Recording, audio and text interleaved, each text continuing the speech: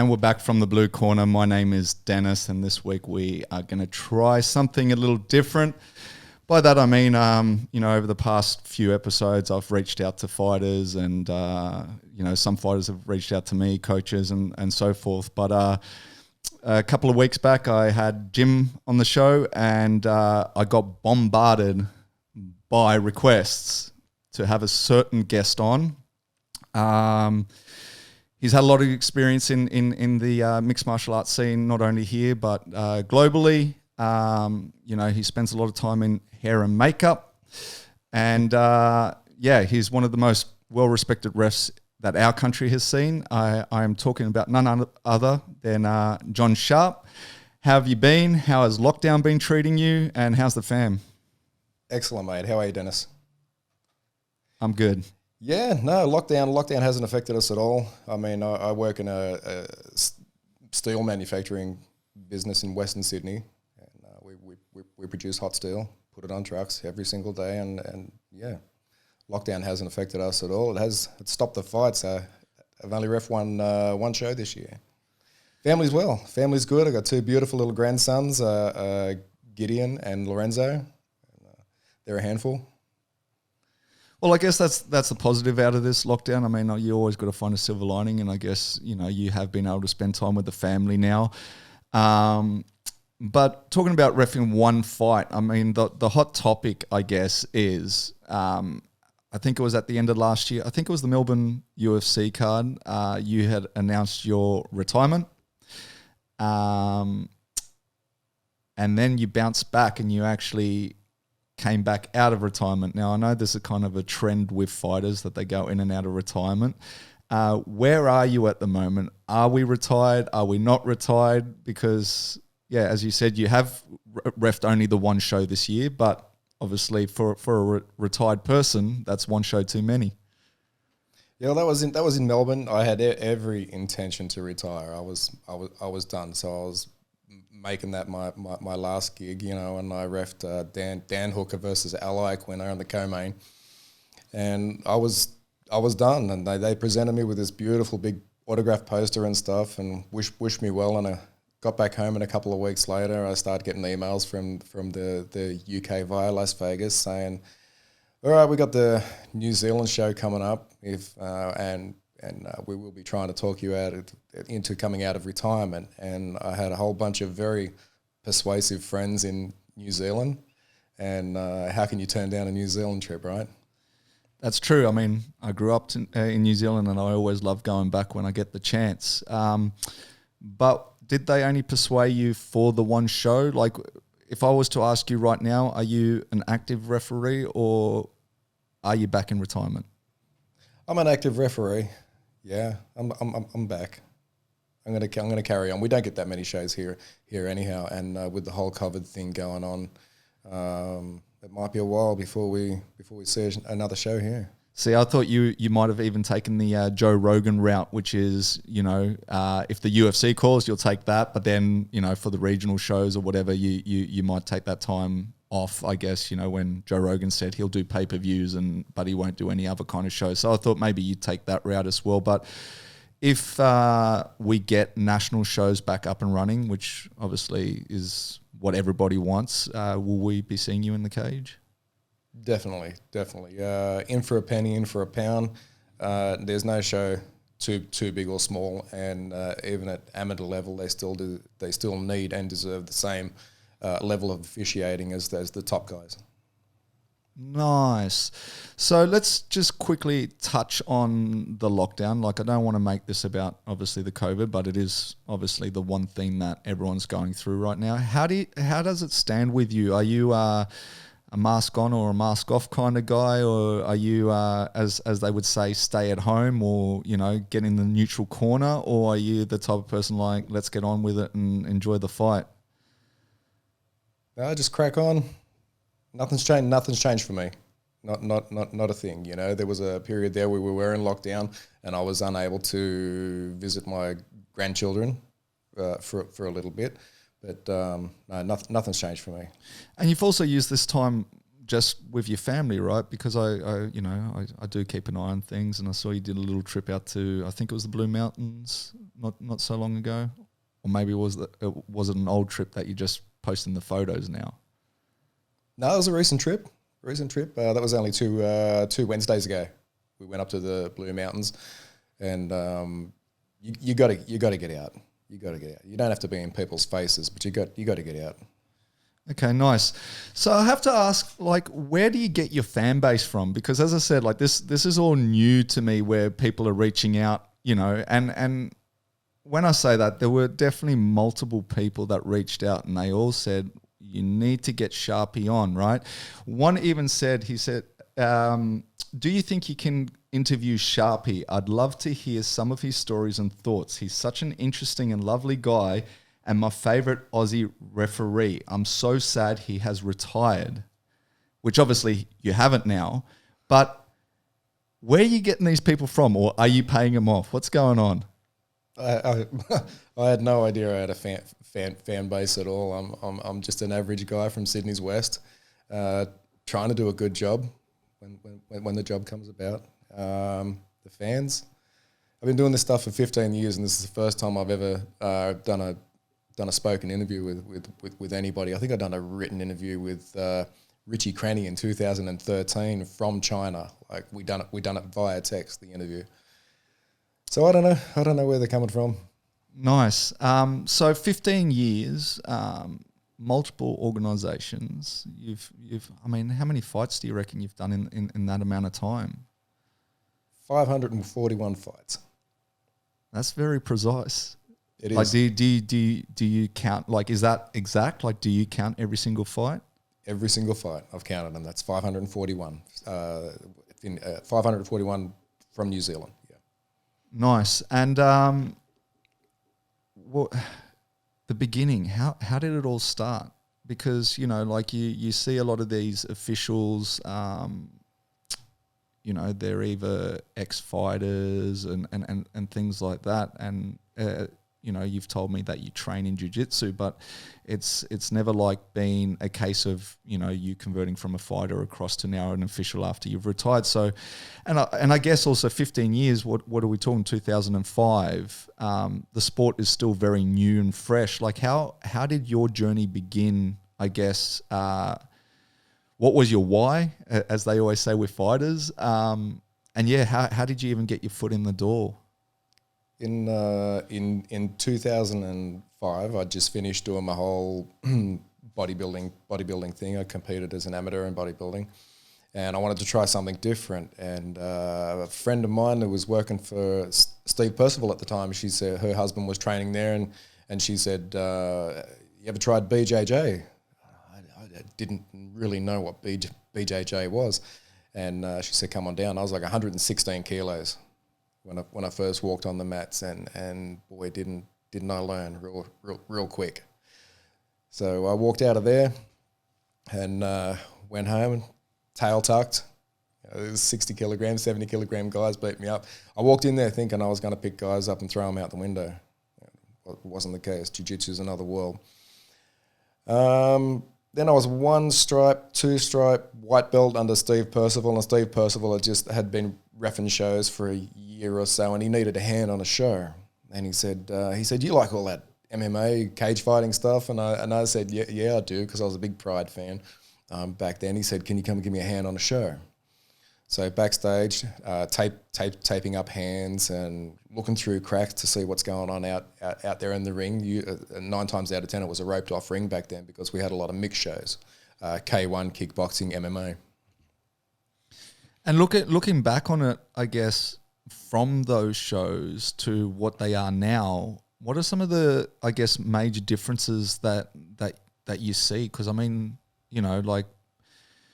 they talk about mixed martial arts being the fastest growing sport in the world now, and it's got a lot of eyes on it. But then, some people like yourself, as you said, Pride and stuff like that, like it has changed over time. Like even to the point when you look at, I guess, the original UFCs with, their rules, their weight classes, their this and that. But like even on the local scene, what are some of the kind of like major differences you've seen over time? Major differences, definitely officiating. I think in the early days we had a lot of boxing, kickboxing referees refereeing MMA, and the advantages and disadvantages on the ground, the early stand-ups and stuff like that, because they didn't understand the ground game.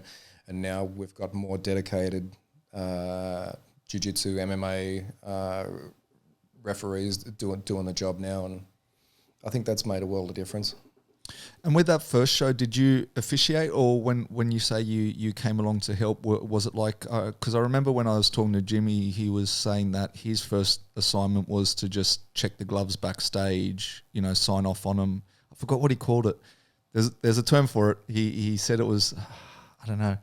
And he said, and then he'd walk them out to the cage, make sure they're not greased up and stuff like that. Was the path the same for you, or did you get thrown straight into the cage and take charge? No, it was very similar for me. I was backstage for a number of gigs, doing all the bits and pieces out there, and then Steve Percival and myself went to a Nick Stone show over at Manly, and it was a mixed show, K1 kickboxing, and there was one MMA bout on the card, and this was August 2007. And Steve said, how do you feel about reffing? And I went, I'll give it a go. Not knowing what to do, of course. And it was Richard Walsh. I forget what his opponent's name was, but this he'll remember this. And the right person won, and here we are. And I guess, has there ever been moments when right now when you say the right person won, has there ever been moments where, I asked Jim the same thing, where you kind of not second guess yourself, but like, at the moment there's always this like, does a fight finish too late, which was a couple of weeks ago, as I say, with the Herb Dan Hardy, which I spoke to with Jim, or does it, I guess, with Dominic Cruz, where he was complaining that the fight got finished too early. Like, is there ever moments where, I guess, I don't know, you kind of you doubt yourself, or do you always like back yourself? I guess I go through the shoulda, woulda, couldas after every single show. Okay, because if I'd have done this, it would have changed the outcome of the fight. If I'd have done that, it could have changed the outcome of the fight. There's no bigger critics on us than ourselves when it comes to refereeing or judging. We genuinely care about what we do, and we care about the sport. So all the keyboard warriors out there beating us all up, don't think that we're not back in a hotel room somewhere beating ourselves up on occasions. Not 9 times out of 10, I'll walk away from a show going, that was fantastic. But there'll always be that odd occasion where I try and redo the fight in my head and say, if I'd have done it this way, would it have turned out that way? If I'd have stopped it sooner, if I'd have stopped it later. We always question ourselves. Do you ever lose sleep over it?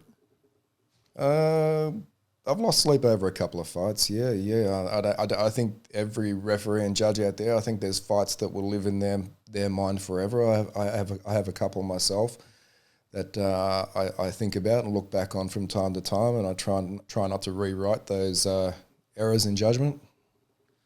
And is it because I guess the fights that do stick with you, is it more to do with where they happen in your career coming up, or is it just because of how they eventuated? And what I mean by that is, like, do you like, obviously Jimmy was saying that, for instance, his most nerve-wracking fight was his first fight, not say the Melbourne one, which was in front of 57,000 people on, and then pay-per-view and everything like that, because it was his first fight, rather than the biggest fight he's ever done. And he said, because even at that time, and then he was saying that the first UFC fight he did, he had that same feeling again, and he was like, I had reffed so many fights, but the first time he got into that UFC cage, he felt like, this is like my first fight all over again, pretty much, because those nerves. Did you ever have those kind of moments?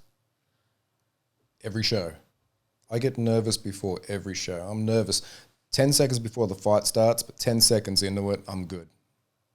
So if you're the first fight on the main card, for example, on a UFC, and there's a lot of times where I've been that guy, and everybody's just turned on their TV sets, right? Bruce Buffer walks out to the middle of the cage and says, "We are live," and your heart just starts going, boom, boom, boom, boom, boom, boom. Here we go. But then once he leaves the cage, the cameras leave the cage, okay, and the door shuts. I pretend there's nobody else out there. It's just me and the fighters. And with the UFC, I'll just quickly segue to something. I've been asked to ask you a question, and that is, why do you always choose to wear such tight shirts? That would be Howie.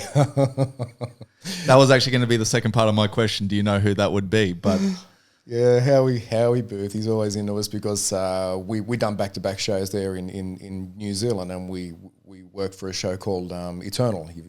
From Perth, the guys from Perth and the Gold Coast, Cam O'Neill and Ben Vickers. So we done the show the day before, and they didn't have any 2XL shirts for Mark, Craig, and myself.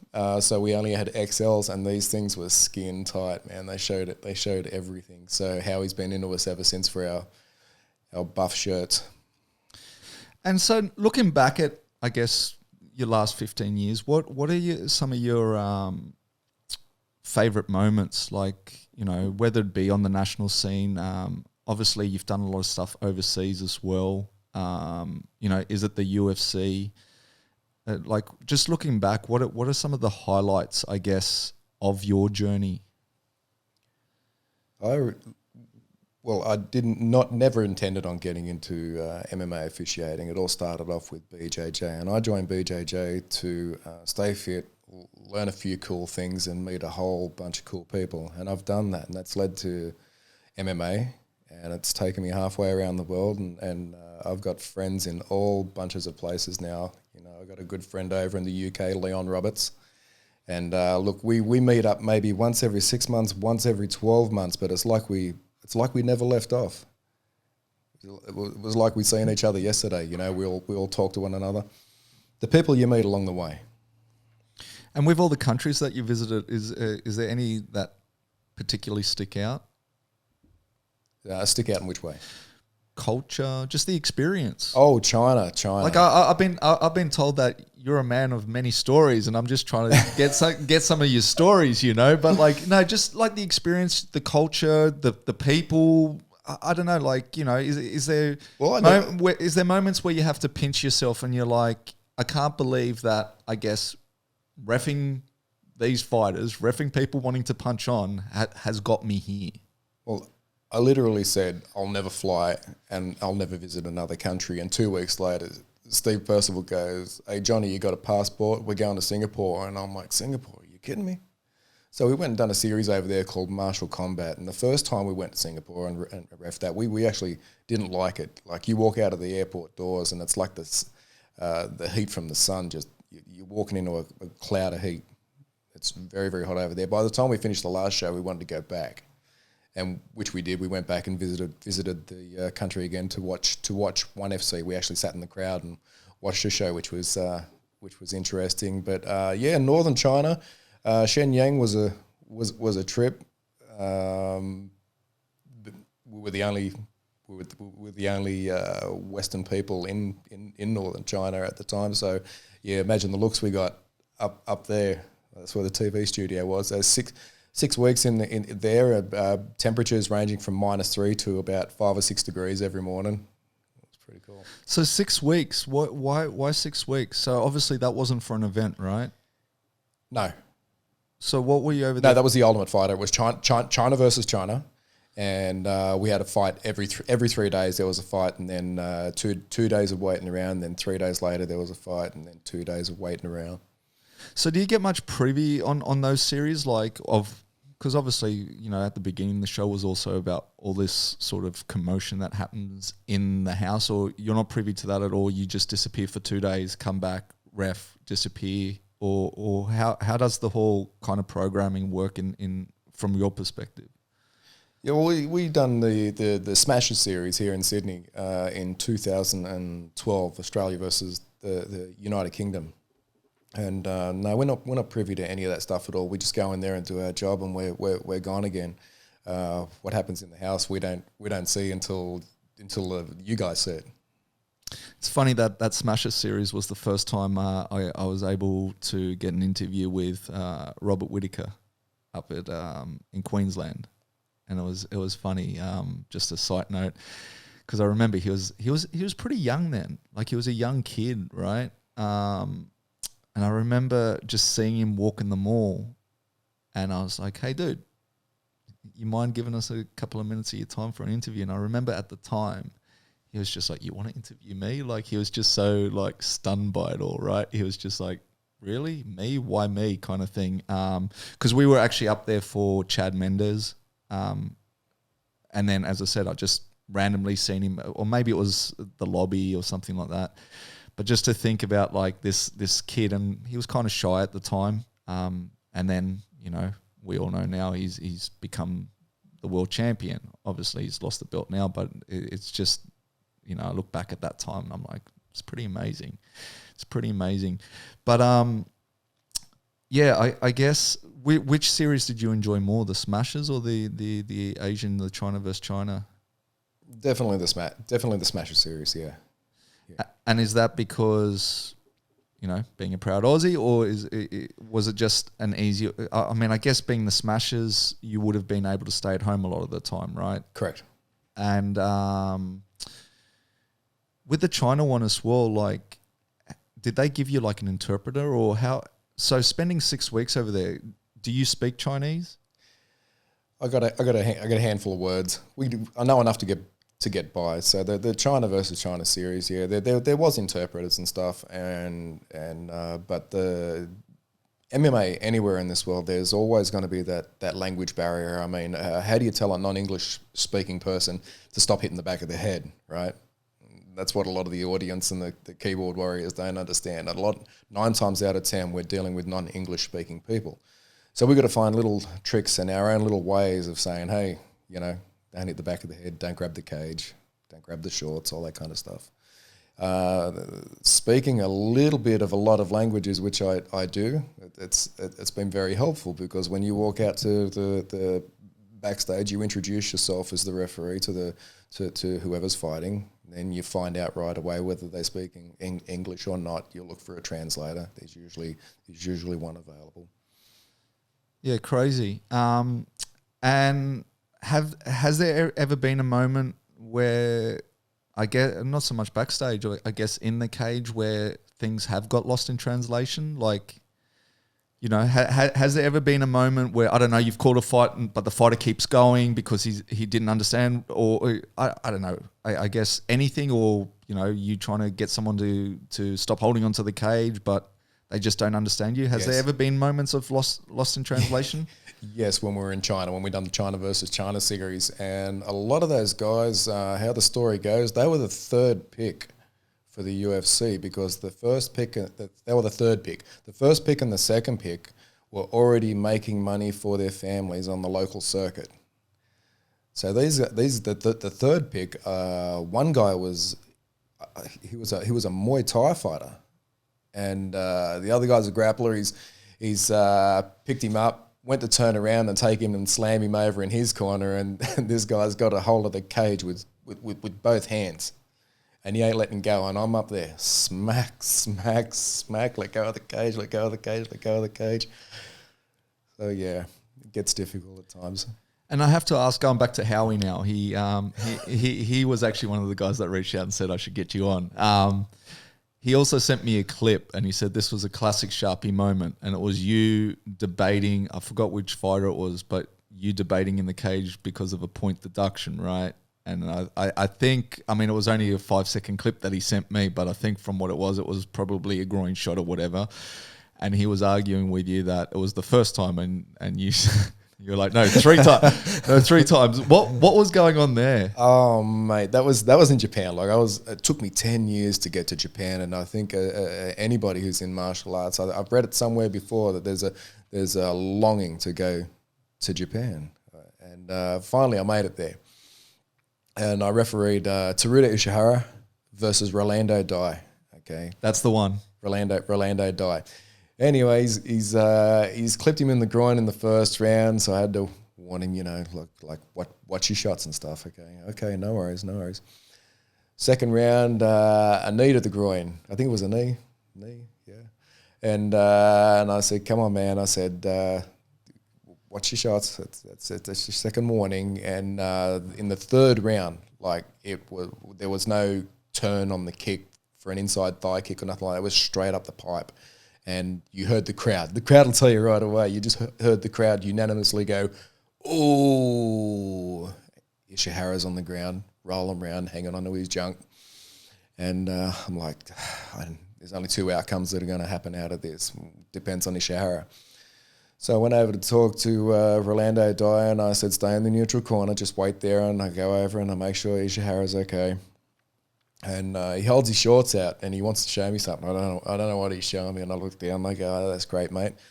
Can you continue to fight? And he goes, yes. And I go over to Rolando Dyer, and I said, that's I'm taking a point off you. I said that's he said no. He said it's only one time, and I said it's 3 times, 1 point, balls. And a lot of the time you forget you're mic'd up, right? Aussie judges, Kiwi judges, Aussie Kiwi referees and stuff like that, right? So I probably should have said groin, but I said balls, and I went around all 3 judges, 1 point, balls, 1 point, balls, 1 point, balls. I got back to my phone that day, and I've got a whole bunch of texts on there, ha, ha, ha, 3 times, 1 point, balls from all various people, and then it dawned on me, the mic. So you do get lost with that, right? Like you really, I mean, and it's always been one of those things that I guess is considered in all sports. I know that they bring it up in the rugby league as well. Like, the refs are mic'd up, and you sometimes hear the conversations between players. Same thing with you with fighters and stuff like that. Do you think it's a good thing? Because I know it has been up for debate sometimes that really, I know, as I say, this is going more into the rugby league scene, but people have said like we shouldn't really be miking the refs because there's stuff that's said in the heat of the moment that maybe shouldn't be broadcasted out live. Like, how do you feel about miking up? Do you see it being an issue? Do you not have an issue with it? How do you feel about the whole? I don't see it being an issue at all. Every time we work UFC, we're mic'd up. And a handful of local gigs we've been mic'd up as well, so I'm kind of used to it now. But I do catch myself out sometimes when there's been a good shot or a good takedown, and I catch myself going, "Ooh, oh, did they hear that? Did they hear that back at home?" Right? But I think it's a useful tool too. We repped UFC Singapore, and I had to disqualify a guy. My only disqualification in 541 fights, and it had to be on UFC. I'm like, come on! It was 4 illegal elbows, downward elbows to the back of the head, and Japanese guy couldn't continue. And it was a useful tool in such a way that the people at home could hear me say to the translator and the fighter, "Can you continue to fight?" And then I asked one more time. I said, "I ask you one more time, can you continue to fight?" And he told his translator no. Translator told me no, and I said, "That's it. Okay, it's over." And going back with the point deduction as well, as I say, like I asked Jimmy the same question, like how do you handle point deductions? Because I find that a lot of the times, you'll see one fight and there'll be one warning and then it's a point deduction. You see other fights where there's 3 warnings, is there a way, and I guess just from an outsider's perspective, whether it's the crowd, because as you say, there's a lot of keyboard warriors and they're like, deduct a point, or what are you doing, or this or that. Like, how do you go about deducting points? Because obviously a lot rides on points, right? And especially, I guess you can catch up in a title fight because you got 5 rounds to kind of catch that point up. In a 3-round fight, a point probably means a lot more because... Sure. Right, the fight's shorter, so for you to be able to catch that point up is a lot harder. But yeah, what are you looking for before you, I guess, deduct points? For example, if someone's got you against the cage, Dennis, and they're trying to take you down, your natural reaction is to reach for the cage to stop the fall, right? your fingers grab the cage, your fingers fall out. He takes you on down. Okay, you haven't hindered his progress at all. Okay, you're going to get a warning for grabbing the cage like that. Now, if that guy's picked you up and you've grabbed the cage, and I genuinely think that he could have completed that takedown, you're in trouble. So it's literally not on how many warnings. It's just, I guess. On Well, I'll always give a couple of warnings. You've already been warned the first time when the rules have been said to you. You've already been warned. Then I'm going to warn you a couple more times, and then I get to the point where I'll say, "You do it again, I'm taking a point." So they get it in their head now. 9 times out of 10, they'll look at you and they'll nod. And what's the most amount of points you've ever had to take off someone? Has it always just been 1 point, or have you taken multiple points of someone in a single fight? Just one. Just one so far. I haven't had to take multiple points off fighters in any fight as yet, which is good. And let's go back to your first UFC appearance. Okay. We always like a little bit of controversy. 110? 110. 110. And you got to do the Stephan Bonner fight. Correct. And he was fighting Christoph. Your twin, right? Is that my son? Yeah. I think yeah, okay. And obviously that fight got stopped from a doctor's stoppage. From a doctor. But Stephan Bonner wasn't happy. He I guess he was calling you out on it rather than the ref. What were the circumstances around that? It was a glancing head clash. I was in good position in the fight. I wasn't in a good position to see that glancing head clash, which Joe Rogan repeatedly said it was from a strike. It was from a strike, and then it changed from a strike because they get to watch the replays, right? I haven't got 6 different camera angles. I haven't got slow motion. I haven't got the action replay. We make our decisions based on split second movements, split second timing. We ain't got time. So I didn't see the accidental head clash. I actually thought it was from a strike.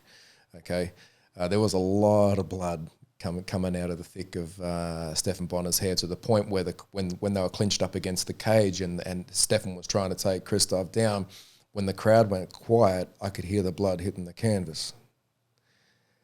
Eventually, when they separated, I called the doctor in to check it.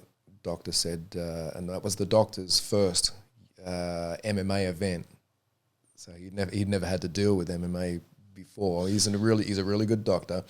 Credit to him. He's done many events since then, and he said, "Nope, it's over." And I said, "It's over?" He goes, "Yep." So I waved it off, and Stephan was a little bit cross.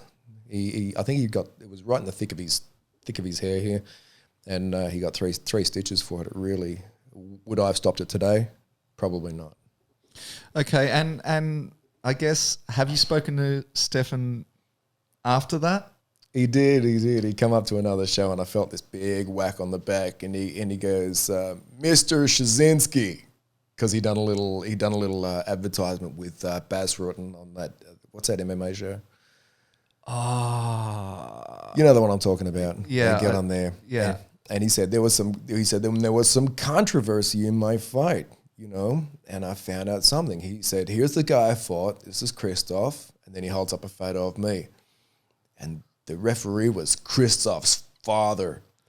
And then he had me going across the camera. He said, "Even if I got to fly Christoph's father all the way over to Vegas, I want to do it again."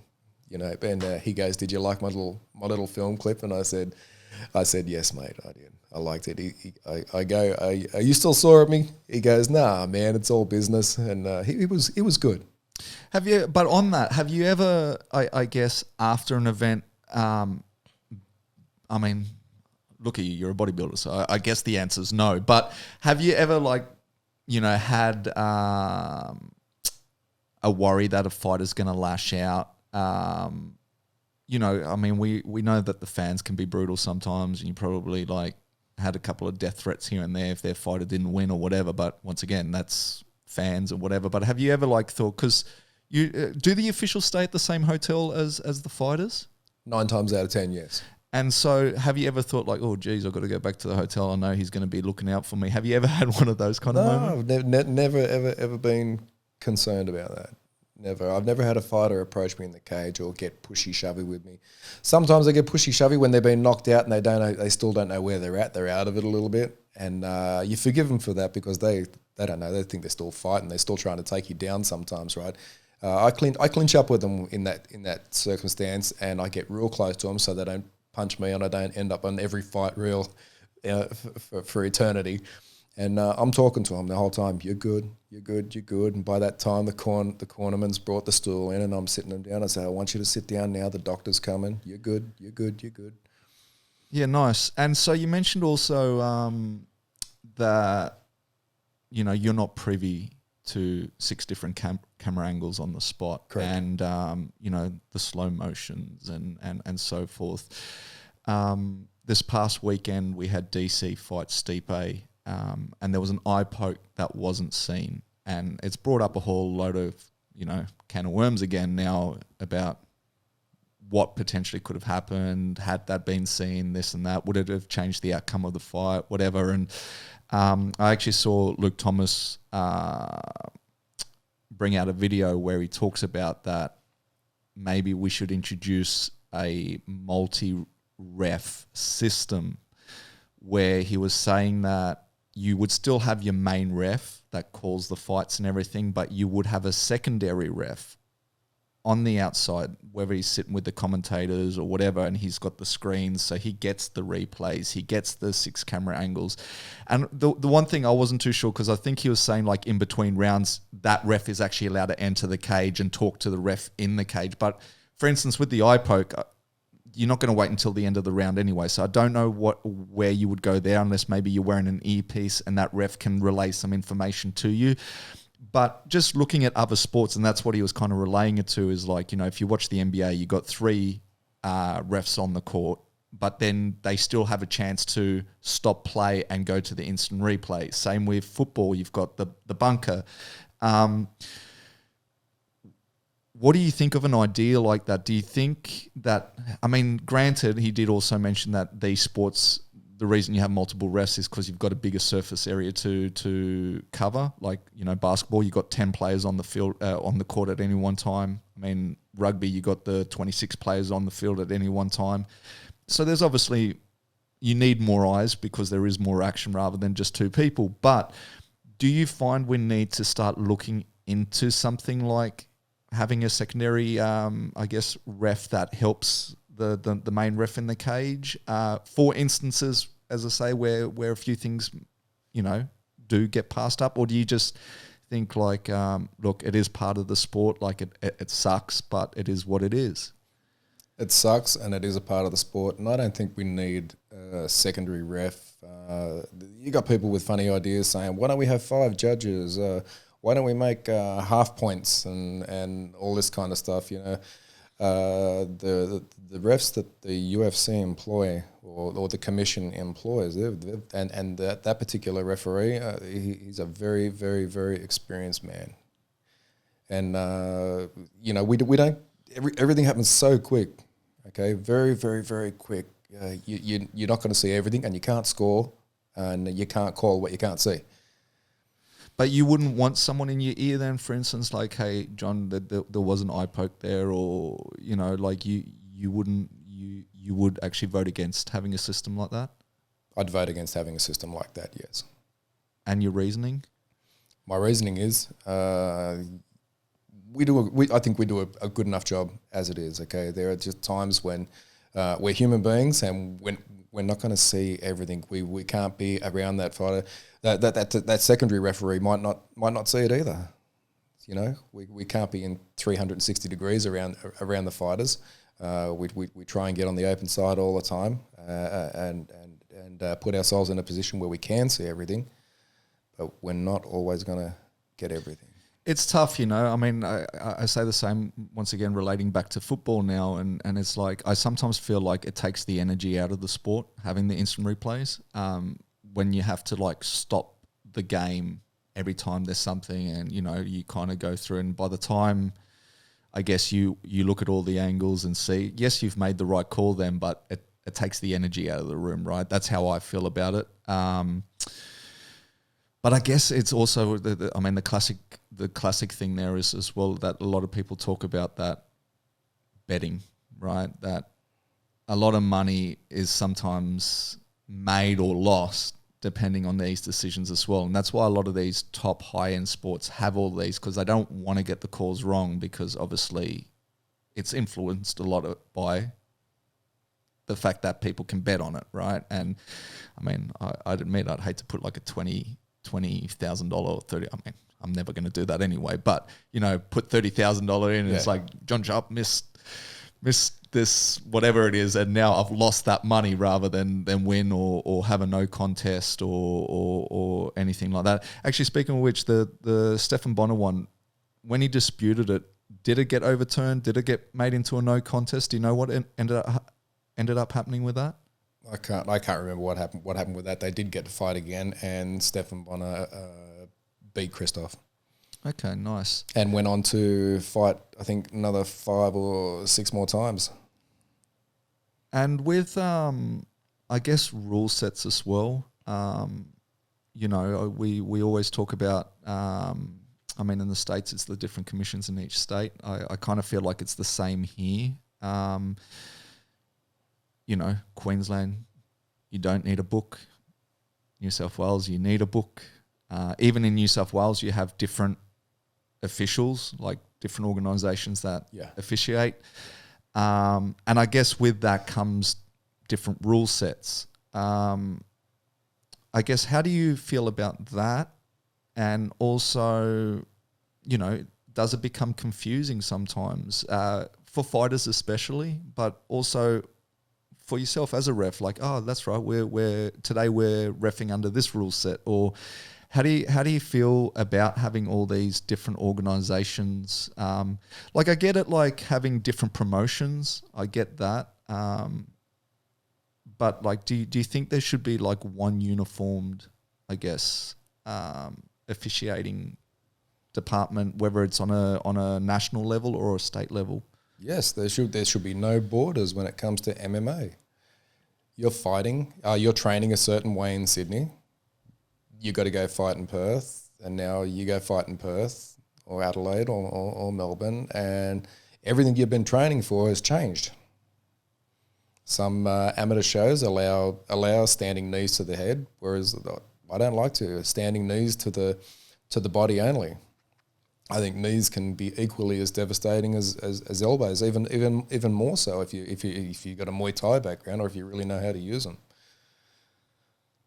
Do you find amateurs or pros harder to ref? I think amateurs are harder to ref. Okay, there's more rules. First fight, second fight, they're still a little bit sloppy, a little bit clumsy. If you would they rush into things. You know, if you haven't had to talk through an entire fight, it's been a good fight. Does that ever happen? Yes. Yeah? Yeah. UFC. Yeah. All the time. There's high-level fighters. And, I mean, the tempo of amateur and professional local fights is like that. UFC it's a lot faster. It's a whole nother level. Now, another thing I want to ask you about is you're there to protect the fighters. Yes. Cornermen should be there to protect their fighter. Correct. I had this discussion when I had Richie on, which is another one of your lookalikes. But where do you find it's a cornerman's job to potentially call a fight compared to a ref's, time to call a fight? And I remember with Richie, the example I brought up was the Anthony Smith fight. And, you know, he came out strong in the first round. He won that first round, but then I guess his gas tank just blew out. The rest of the fight, I think Rogan or whoever was on commentary were kind of saying, I think out of the last 4 rounds, 3 of them were even 10-8 rounds. Like, he was getting brutally beat to the point where he was picking up teeth off the canvas. handing it to the ref. The ref was grabbing him, putting him in the pocket, even going to the corner in between rounds saying, I'm losing my teeth. And as I say, I know you always want to give your fighter the opportunity to fight back, to win that fight. In my eyes, the problem there was it wasn't even close anymore. It was a point of where he was just taking damage for the sake of taking damage. And it's sad to see, because I sometimes say, like, you know, and I relate it back to the Loyler McDonald fight, where awesome fight to watch. It was so entertaining. But I don't think Rory McDonald ever came back after that the same, right? Sometimes you do take the soul out of these fighters by putting them through that punishment. And, I mean, we haven't seen Smith come back since, so he could be fine, but he may not be the same fighter, you know. And when you think, you know, a couple of fights before that, he was fighting for the title, and all of a sudden he got this belting put onto him. In cases like that, do you think the corner should be throwing in the towel? Or is it on, I guess, the ref to say, look, he's handing me his teeth. Like, I got to call this. Like, because I just find one way or another that fight, me personally, I think that fight should have been stopped. Maybe not in the second round, give him another round. But as I said, like, once you're getting these 10-8, 10-8, 10-8 rounds, and as I say, it's not even close anymore, I just think that someone should have pulled the pin. And I know Anthony came out afterwards and he said, my corner knows that if they throw in the towel, they're no longer my corner. Once again, like, dude, like, they just want to see you live. You know what I mean? Like, it's an unforgiving sport. Yeah, so where do you stand with that? Like, where do you find it's the ref's obligation to stop a fight, and where do you find it's the corner's obligation to stop a fight? In 14 years of reffing, I've seen the towel thrown in once in all that time. There's been many, many other opportunities where it probably should have been thrown in. For me, as a referee, if the fighter's still responding safely to my commands, the fight goes on. Yeah, right. But do you then find moments like that the corner should be stepping in? Like, do you think it is a problem that we have, that corners are reluctant to throw in the towel? You know, I always say I find it funny, and I'm not saying that boxing throwing the towel, you know, every fight, but I always talk about that in boxing. You do see the towel being thrown in a lot more. I even read an article, it could be because they are fighting in a ring and it's easy to throw a towel into the ring than over the cage, which I don't know if that's got any ground or anything. But do you find it that, you know, it's kind of weird that, as I say, like with boxing, to recover from a loss is a longer road than recovering from a loss in MMA. Yet in boxing, the coaches are throwing in the towels a lot sooner than they do in MMA. Do you agree with that, one? And two, why do you think we are so reluctant? I mean, as you say, in 14 years, 15 years, you've only seen it happen once. Like, why do you think that is the case? I think because the fighters threaten their team before the show. Don't you dare throw that towel in there. I've heard it in the change rooms. Don't you dare throw the towel in. Don't you dare throw the towel in. But there's got to be a point that, even though they say that, there's got to be a point. Like, I mean, I get it. Like, it's that, let me go out on the shield. But you know what I mean? Like, we're not talking about a tennis match where, we'll just play again next time. You know, like we're talking about a sport that if you take enough head trauma or enough, you know, damage, as I say, you're not going to come back the same way. And even once you retire, there's long-lasting effects. Like, so at what point do you go, okay, yep, you've threatened me with that, but I'm going to do what's my duty of care, I guess. I don't know what goes on in their minds. You know, it's a fighter's mind. I'm not a fighter. I don't know how they think. And I think if I was a fighter, I'd be telling them the same thing. You know, don't you dare throw that towel in. It's kind of maybe it's their last crack at it, and they want to make a go of it. I don't know. I mean, to that point, we even had a month or so back, we had another fight. I forgot what his surname was. Young kid, Max. And in between rounds, he actually was asking his coach. He's like, I'm done. And his coach was like, no, you're not. He's like, I'm done. And literally he said it 9 times and his coach still sent him out, right? And he ended up losing in the next round, and he's since been released by the UFC. But even that, I found boggling that your fighters just and he took that fight on short notice. So whatever it was, like he might have run out of gas, he might have whatever, but because whatever reason is, he was like, I am done, and he's not begging his coach, but he's basically telling his coach, call this fight, and the coach is like, no, I'm not doing it. I've caught more flack from cornermen than fighters when I've stopped a fight. The fighter, he's not complaining that it was stopped early or whatever the cornerman thing. The cornerman come running in abusing you, saying you stopped it too early. Yeah, but the fighter's not complaining because he was the one getting punched in the head, not you. Okay, they want to ref to fight Anthony Barros versus Nick Panna, and Nick Panna was in the fetal position. Anthony's just when Anthony punches, he's like a robot. Donk, donk, donk, donk, donk, and I could hear the punches and I could feel the punches through the canvas, through my feet. Now, the 10-second clapper had gone off. I'm not counting down 10, 9, 8, 7, 6, 5. I'm watching the fight. I'm watching for safety. With 1 second to go, I underhooked Anthony's arm and waved it off. Nick Panna's corner come in, all abusive and stuff. There was only 1 second left to go. And I'm not counting the seconds, okay? I'm watching for safety.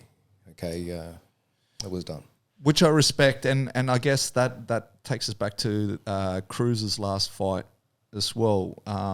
You know, he kind of felt like the fight got stopped early because he was getting up, and I have to say I was one of those people that was kind of going, you know what, with 2 seconds to go, I probably would have let that fight go, just purely because there was 2 seconds and there was a title on the line. And I mean, I'll ask you the same question I asked Jimmy. Do you, because there is sometimes talk about that, you know, depending on what's on the line, you'll allow certain things to go a little longer. Is that the case? Like, so for instance, like I'm on the prelims, 3-round fight. I take 4 unanswered shots. You call the fight. Now we're at the main event. It's for a title. Do you allow that four unanswered shots to maybe be 8 unanswered shots, or are you still going to call it at 4 unanswered shots? How does that? Do you give a little bit more leeway to, I guess, A, the main event, and 2, if there is a title on the line? Like, do you allow it to go a little longer? No, it's the same. Fight's a fight, whether it's for a title or whether it's the undercard or whether it's an amateur fight. A fight's a fight. Okay, and when it's no longer safe to continue or you're not intelligently defending yourself, the fight's over. And with the defending yourself, like, what are you looking for there? Is it just that they're coherent? So if you say, you know, do something that they just react to that, or, you know, when you say that they're defending yourself, like, I mean, if I'm covered up like this, but I'm crouched down in the ball, is that defending yourself? Like, what are you looking for when you're talking to these fighters? Laying there and just covering your face is not intelligently defending yourself. Okay, I'm going to ask you to fight back, and I say that in the change rooms. I said my final commands are fight back, fight back, fight back. Do something to prove to me that you want to be there. Laying there covering your face is not intelligently defending yourself. Okay. And what if they're like giving you the little thumbs up? Is that enough? Well, in a guillotine.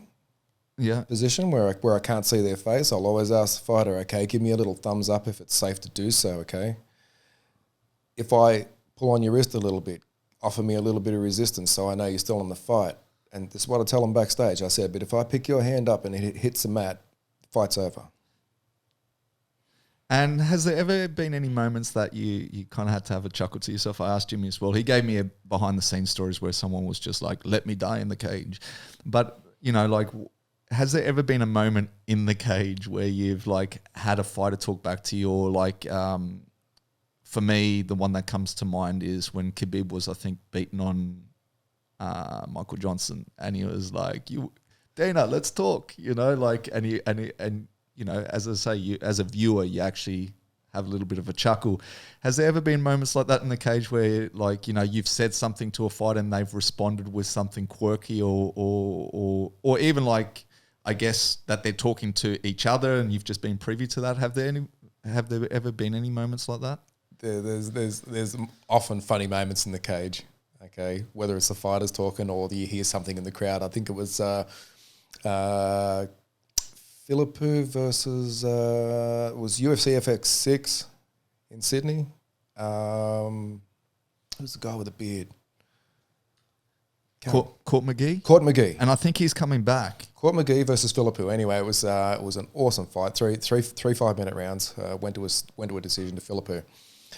And the crowd died down. And just at the precise moment, somebody yells out in the crowd, "You can do it!" And both fighters smiled. I smiled. I tried to hide the smile, but you can't help it. The crowd went off. It was funny stuff. And so, obviously, now as well, the other thing is you've got a relationship with Richard Cranny. I remember you used to come into a lot of the series to give, you know, all these amateurs a little talking about, Correct. You know. Where do you think our amateur scene is at the moment? You know, and I guess what is your relationship with, apart from being long lost twin brothers, what is your relationship with Richard Cranny? Yeah, we're still good. He's just busy doing what Richie's doing, trying to build up the amateurs in this country. You know, I think we need a decent stepping stone for amateurs in this country. We don't really have one apart from Richie and the Winter Warriors series. You know, I used to turn up at 4:00 in the morning, 4:30 in the morning, and have a pat around and roll around with the contestants, and with most of them not knowing who I am or that I'll be reffing the show, and then they had an opportunity for a Q&A at the end of it, and I try and make them feel as comfortable as they can. You know, I want them to enjoy the experience and maybe come back again and do it again someday. As far as Richie goes, yeah, he's good. We catch up around the cage from time to time. You know. And what's your favourite fight? My favourite fight, that's easy. Damian Brown versus Frank Camacho. I mean, wow. They got to the 10-second clapper. They got to the 10-second clapper and they looked at each other and they said, "Let's go." And I was hesitant to put my arm in there, right? They're just banging. Finally, I get in there. We get clipped every now and then, but what a fight! And I don't know why they let Damian Brown go. He's an awesome fighter, you know. So, and talking about getting clipped, have you ever gotten clipped? Like, as in, like, have you ever like left the cage afterwards and gone, "I need an ice pack now" or something? Like, has there ever been a moment where you have actually intervened? I guess. Not at the wrong time, because you have to stop it when the fight's stopping, but like, you know, just out of sheer bad luck. We get accidentally kicked, stepped on, elbowed, clipped when you're going in to stop a fight. Sometimes you nearly get knocked over. Eric, you know a fighter called Eric Prindle? He's a monstrous man. Okay, I reffed him against another American guy in Singapore. And the American guy had the mount on Eric Prindle, and he's dropping punches down. And I had to go in and stop the fight, and one of them clipped the back of my ear roll on the way in, and I had to brush that shit off real quick for the cameras. But yeah, he made my head ring. And going back to the favourite fight, what's your favourite fight that you haven't been a part of? Like, say someone, you know, new to the sport, or they've heard about it and they just, you know, what's one fight that you would go, watch this fight and tell me you didn't enjoy it? Like, what fight does it for you? UFC 79. Okay. I think it was Chuck Liddell versus Vanderlei Silva. That was my favourite fight, I think, of all time. And why is that? Look at those guys. They're awesome. You know, they've been around a long, long time. It was a fantastic fight. Yeah, Vanderlei Silva's been in a few, right? Like, I mean, you definitely get a few fighters like that. Because I remember, going with Vanderlei Silva, one of my favourite fights of his was against Stan. Brian Stan, yeah. I thought that, they both had their moments, but that was just, I mean, when you're talking about Damian Brown going, let's go in the last 10 seconds, I kind of feel like when Vanderlei and Brian Stan went at it, it was just from the first belt. They just like met in the middle. And Yeah. I do remember that fight very well. And I've worked with Brian Stan, him as a commentator on a few shows. Lovely bloke. Vanderlei, probably one of the most entertaining fighters we've ever seen. But when do you also think is the right time to kind of leave? Because like you see a lot of these fighters talking about retirement, coming back out of retirement. I mean, some people do it really smart. I think Khabib's going to do it really smart. He's going to end up on top. I mean, DC's had a good. I'm amazed that he's been able to go as long as he has. But then you see other guys that you just like, dude, you need to kind of like, drop the towel, because it's sad to see sometimes these guys kind of like diminish a little bit, and as I say, you've got a life after the sport, especially because it is a sport that majority of these guys retire at an earlier stage, right? It's not like you're going to go to 60 or 70 and then right off into the sunset. Usually, like, a lot of these guys are done 35, DC 42, but you still got like a good 40 years of your life, Randy Couture fought his last fight at 48 years old. I think he was 48. That's not bad. I don't think any man should be told he needs to retire. As I say, I work with a lot of guys who like to talk to me about the fights, and I try not to engage in chat about the fights so much. And they say, oh, this one should retire and that one should retire. And I say to them, you should retire. They said, why? I said, because I said. No fighter wants to retire, not in his heart. I'm 48 years old and I still feel like I'm 25 inside, and we all feel younger and want to feel younger than what we do. We remember the guy that we used to be, not the guy that we are now. You can't tell a guy to retire. I think that's horrible. I think though, like, and I mean, we don't see it so much with the MMA guys, but as they always say, it's because MMA is such a young sport. But, sometimes when you see some of these boxers that have really had a lot of head trauma over time, like you kind of, and even to the point, like, I don't know, the last Chuck and Tito fight, like, I kind of go, did that really have to happen? You know what I mean? And I mean, I don't know, how old are those guys? Like, if we're talking about Randy being 40, I don't even know how old. I mean, Tito's kind of active still, I guess. But Chuck came out of retirement to take that fight, and I just kind of, I kind of sit back and I say, why? Like, you already beat him twice. Like, why? Like, what have you got to? I admire them for wanting to come out and have another go and show that they've still got it, and not just for everybody in the world. They still want to see that they've got it themselves.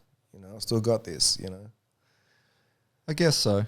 Yeah. As I say, I just think that there's some smart people. I think. Even GSP, I mean, they're trying to get him back. And he did really well against Michael Bisping. He came back, he won the belt. But I think he just knows. He's just like, and I don't get me wrong, I think GSP could still be competitive at this very point in time. But I think to him, he's just like, I'd rather ride off into the sunset healthy. And I think that's Khabib's kind of motion too, because he's like, I've got 2 more fights and I'm pretty much done. Where other guys, as I say, they'll keep coming back. And then they try these things, like Sanchez is one that to me rings a bell. Now he's got this spiritual coach or whatever. And it's like, once again, he's been in some of my favorite fights, Diego, right? Like, he's fighting Jake Matthews in September. Right? Some of my favorite fights, because you just know he's gonna go out there and give it all. So as a fan, and this is what I mean, as a fan, fight away, because you know what I mean? Like, yeah, it's entertaining. Yeah. We were talking before, Dan Hardy. Yes. Really entertaining fighter. He could have probably gone a lot longer, Yeah. But he's gone, you know what? He does commentary now. He's still very passionate about the sport. He's doing all this, but he's like, I don't need to take that kind of damage anymore, you know? And I guess that's just where it is with me, is just like I look at some of the, and I guess it depends on how that person's career's gone. Like if they have had these wars every single fight of their career, I kind of feel like, you know, you've got to throw it in a lot earlier than someone who is very technical and they point it out and whatever. And obviously they can continue a little while longer. I'm just saying, like, you know, even when you talk about the NFL in the States and they talk about all this head trauma as well and the long lasting effects after you've retired. And I just sometimes look and I'm like, you know, when is it time to hang up the gloves? I don't know. Well, I bought a DVD called The Hurt Business. You've heard of The Hurt Business? Okay.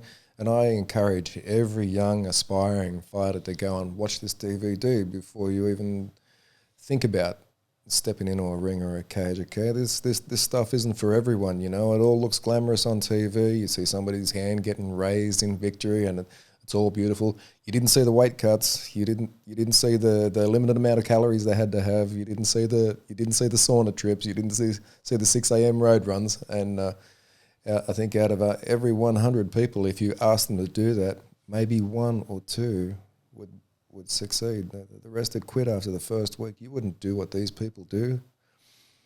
And I think exactly that. I think seeing it and feeling it are two different things. Yeah. You know, I can speak from experience. As I said it was Jimmy.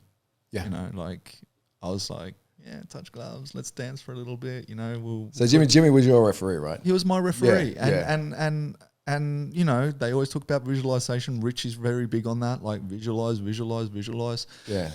And you know, as I said, I had 100 scenarios. It's going to go to the ground. It's going to be standing. I'm going to throw a few leg kicks. I'm going to do this, whatever. Like, but every moment was touch the gloves, step back again, and do a little dance, you know? Like, yeah. We're putting on a show for family and friends, you know? Like, no. You know what I mean? And you know, granted, Coach Mick said to my opponent, because he was actually going against me, he said, be first and be hard. And my coach has never said that. So I was still going in with the whole intention where his number one thing was I touch and because we did agree to touch. So, and I'll grant that to him. Like, it wasn't dirty. It was just, I didn't expect it, right? So I never once will say he did dirt there, because sometimes you do see people... Always expect it. It's a fight, right? You know, but sometimes you do see people, they kind of put it up and they'll move it back last minute and throw a kick or whatever, and you kind of go, all right, well, yes, a fight's a fight, and usually the ref will say, if you want to touch gloves, touch them now before the fight begins. But, you know, some people do use that kind of thing, but and I'm not saying that with my opponent. It was just never what I had visualized. And so, and then to get hit with those 4-ounce gloves when we've been sparring with 16-ounce gloves and stuff. And once again, you're sparring at 60%, and all of a sudden he's throwing every you know, ounce of strength he has behind that shot. And because I wasn't ready to defend, because I wasn't expecting it, it was a clean shot. Like, it was square in the face, right? Like, and I was seeing stars. I was like, shit hurts, doesn't it? Mate, and as I say, like, you're there, you're like, what have I got myself into? Like, it really is, you know. And as I say, leading up to that event, like, it really was like, I was like, yeah, this is going to be mad, you know. I'm going to have friends and family. Like, the lights are on, my music's going to play. Like, even backstage, I was cool as a cucumber. I remember backstage, I had my music on. You know, people would come up, I'd be dancing, like, because the same thing. I was like, I've sparred with this guy as well, like. But once again, it's a different, even from sparring, it's totally different, right? Because the intent isn't there, right? When you're sparring, you're sharpening your skills, you're doing all this, but there's no intention to hurt that person, right? But as soon as you step in, well, I didn't have intent to hurt him, but he obviously had an intent to hurt me, right? But I couldn't do it. It's tough, man. And I just remember I was like, get me out of here. Get me out of here. And then it got to a point where he hit me with a couple of illegal strikes. And Jimmy stopped the fight. Well, he gave us the break. He didn't stop it. And I remember I was like, mate, do I take it? Do I just take this as the illegal shot and I'm done, you know? Yeah. But then, you know, you hear everyone cheering and this and that. So you were thinking about quitting? Yeah. I'll be honest, I was, right? Because, I mean, until that point, I don't even think I landed a shot. I really don't. Like, and as I say, like the sensation it gave me, like, was he hit me with that first shot. Yeah. All of a sudden, the way I describe it was like a vacuum, right? So you've got the crowd, you've got everything, that shot lands. All of a sudden it's like, I couldn't hear anymore, right? I didn't even realize we were in an arena anymore. I could still see my opponent, but it was, I guess what it was like a survival instinct. Yeah. Right? It was like, boom, like focus on him. I didn't even see Jimmy anymore. Like Jimmy wasn't in the cage with us. It was me and him. But I was like, what just hit me? What just hit me? What just hit me? And by the time my head was starting to clear up, he'd landed another shot and another shot. So it was a constant trying to catch up. Like my mind was trying to catch up. Like, where am I? What is going on? Douche. What just hit me? Boom. Another, you know, and it just felt like I was I don't know, in a Dodgem cars arena, and it was really confusing. And as I say, and then the shots, the illegal shots landed, and there was one moment of me just going, I've bitten off more than I can chew, right? And I've got Richie yelling at me going, take your time. And, you know, it was at that moment that I wanted to quit, or I will say, and it was because like I was like, well, once again, do I just want to take this damage? You know, like at the end of the day, I was like, is it worth taking this damage? And I honestly was telling myself no, like, you know, like you haven't even landed a shot. I not even landed a shot. I don't even think I threw a shot. Like, let's put it that way. I think the whole time I was just trying to miss whatever was coming because, as I said, I was trying to clear my head. But then, whether you call it peer pressure or whatever, I don't know. You hear your friends and your family cheer and stuff like that, and you're like, oh, I can't go out like this, right? And this is, I guess, this whole like, if I'm going to go out, I'm going to go out on my shield, right? And that's why I kind of asked Jimmy as well why he didn't call that fight, because me personally, if I was in there, I might have called it, like, and it was just because I didn't feel I was doing all too well. I just didn't feel that, right? But he said, look, every time I asked you to do something, you did it, and I knew you were still in it, you know? And I appreciate that fact. And that's why I say, like, being a ref is a very hard job in the sense of, I mean, when you're talking about the pros, you're talking about livelihoods, you're talking about money, right? Yep. But even in that case, like me, I'm the first person to say, if I was the ref of my fight, I probably would have called it.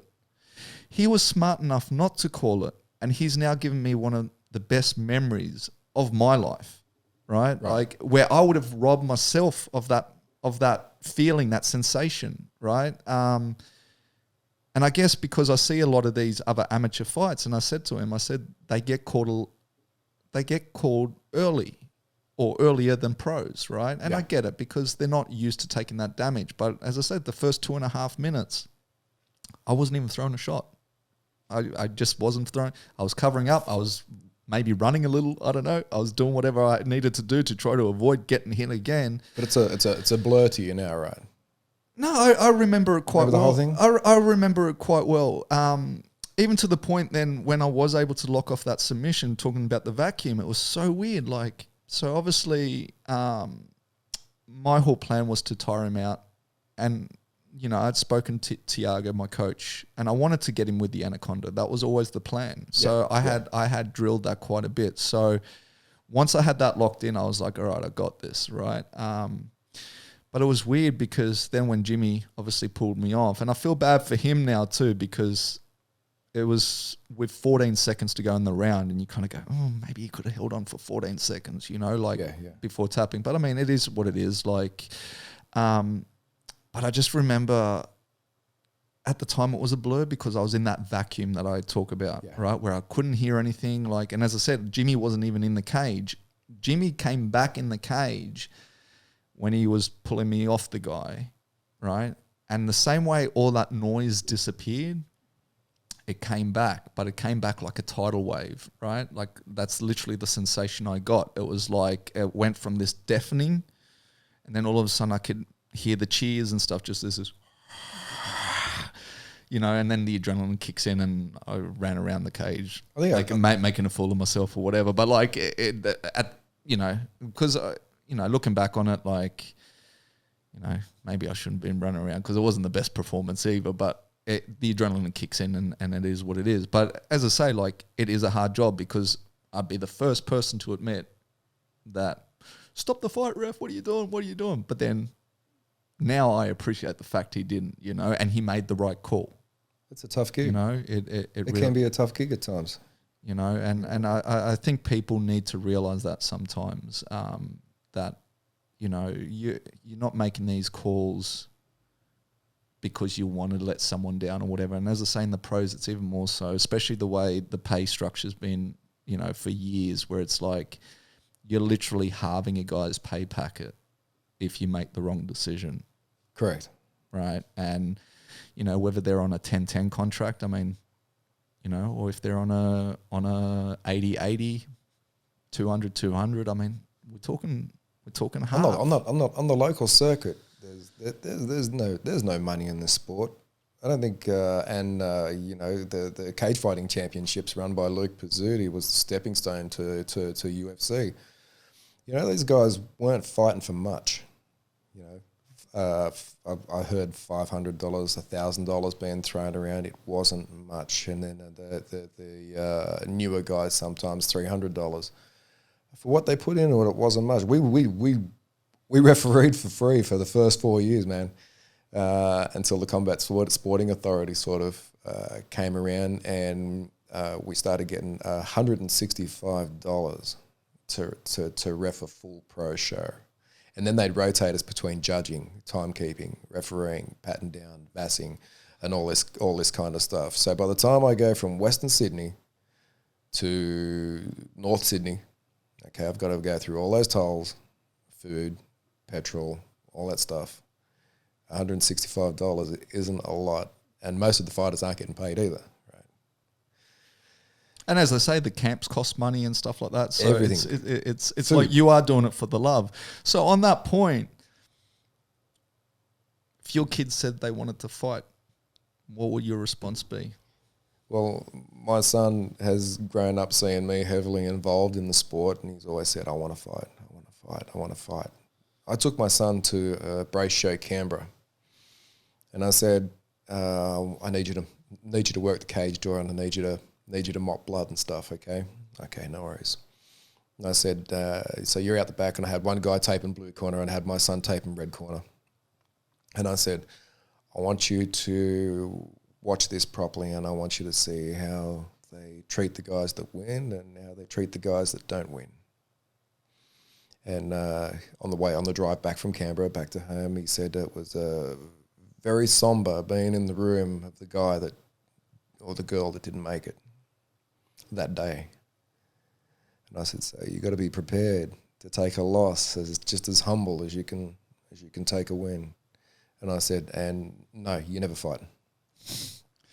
As they would say, over my dead body. So yeah, I said, go do something cool. Go chase girls or do something like that. I said, this sport isn't for everybody. And I think I read it once or I heard it once, and you were talking about your own experience in the cage. It's a very unnatural thing to walk into a cage and have the door shut behind you and fight somebody. Me personally, I couldn't walk across that cage and punch someone in the head. I'd have to get punched a couple of times before I go, oh, I better do something, but I could not walk across there and just punch somebody. Couldn't do it. It even feels unnatural for me to be in there sometimes, but even the biggest UFC shows, like the stadium shows in Melbourne and stuff, I think that I explained it to Jimmy many years ago when we first met about how I look at refereeing, and the cage is my backyard. I'm the father. They're my children, and they will behave. Nothing exists outside of that cage, just myself and the two fighters. That's all that matters. I don't listen to the corners, the influence of the corners trying to get early stand-ups and separating them from dominant positions and all that kind of stuff. They're cheeky, and they'll they'll try their luck. I don't listen to the comments from the crowd because most of the comments from the crowd are pretty shitty anyway. You got half the crowd yelling out "stand them up" when they're in mount or back control or side control. You know, these are dominant positions, guys. We don't stand them up from there. Okay. Which I always find weird because I say, like, if you just want to have a stand-up fight, go watch kickboxing. Go watch kickboxing. Like you're in the wrong arena. It's like going. It's like going to a netball game and asking them to dribble the ball, right? Like it's kind of like you're in the wrong sport. Like if you don't want the wrestling or whatever, and you don't appreciate that, there's stand-up Muay Thai, kickboxing, Thai boxing, whatever it is. Like go down that route. Well, being a jiu-jitsu guy myself, you know, okay, the stand-up's cool and stuff, but it's when I know I refereed Hatsu Hiyoki versus Charles Oliveira.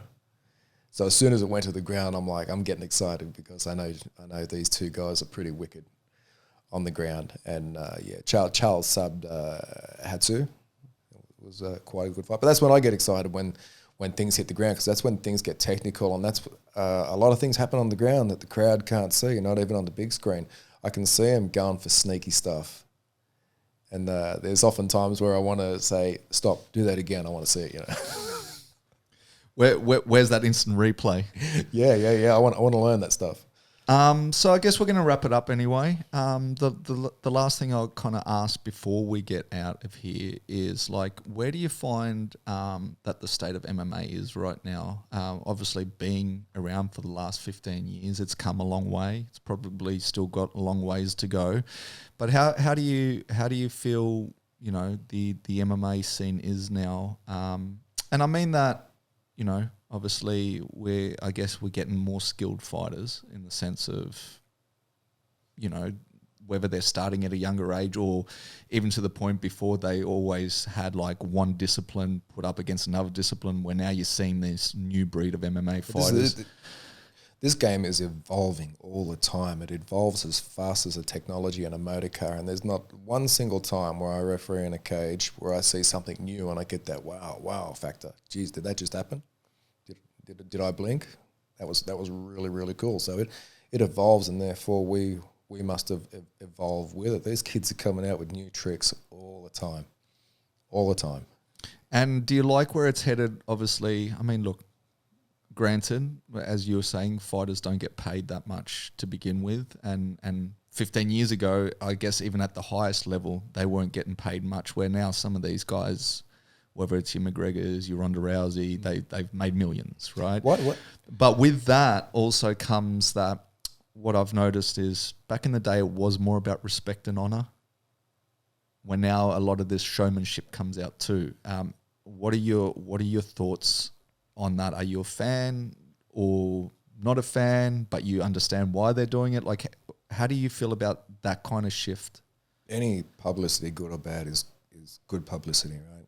Okay, I think there's still a ton of honor in the sport. Yeah, there's some shit talking going on, but that's you know, I ride to and from the events in the same buses as the fighters. Okay, and you see the two guys that were just shit talking one another, then they fight, and then they're both sitting beside each other on the bus back to the hotel. It's all entertainment. It's business. But obviously, sometimes they did cross the line. Could be a Connor, right? Where the whole trolley through the window, and then also like bringing religion, family, and all that into it, to the point where then Khabib exploded, as we all know, jumped over the cage, and but at the end of the day, it also made him millions, right? Like, that's what I'm saying. Like, at what point do you like go, you know, it's disrespectful, like talking about, I guess, Khabib's wife in a certain manner, but on the same token, Khabib ain't complaining when he brings home the millions that he made out of that fight, you know, like, I don't know, like, I do find that there are barriers, and I think sometimes those barriers do get crossed a little, but I also understand it because, as I say, as a fighter, you don't have a long lifespan in the career, and for that first part of the career, you're fighting for the love of it. You're not making anything, as you've just mentioned. So it's really like, when you look at that window, you probably got 5 maybe 10 years where you've got to bring a lifetime worth of money in. Is that fair to say? Like, yeah, definitely. You know, so definitely. But slagging out anybody's religion or family or country or anything like that, just to antagonize them in the fighting, I think that's the problem's with them, not their opponent.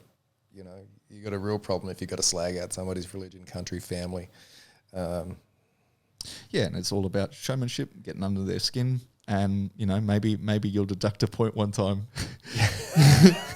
Hey, you shouldn't be saying that. 1 point. 1 point. Balls.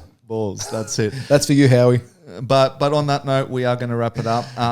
For people that want to reach out, I know you're not big on social medias, but you know, if people do want to reach out to you, what's the best way of them getting in contact with you? Well, I've just recently got Facebook. I never. I think I had Facebook back in 2009, 2010. Didn't know what to do with it. Shut it down. But I've recently got it because I got grandchildren now, and Facebook. Just look up John Sharp. It'll be a picture of the back of me and a shotgun shooting clay targets. Well, there we have it. As I said, this was a first because I've never really had so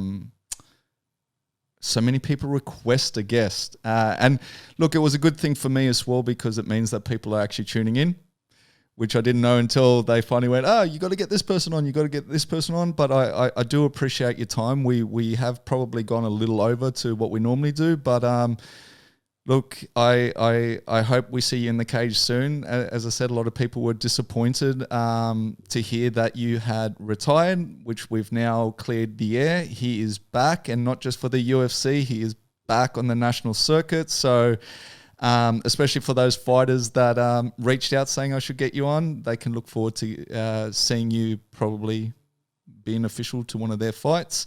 And on that note, we're going to say goodbye. Thank you for tuning in. I'm a one.